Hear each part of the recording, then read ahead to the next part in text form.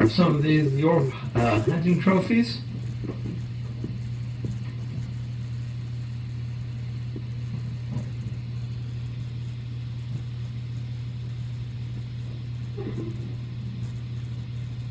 Are you somebody who's angry that these animals have been killed?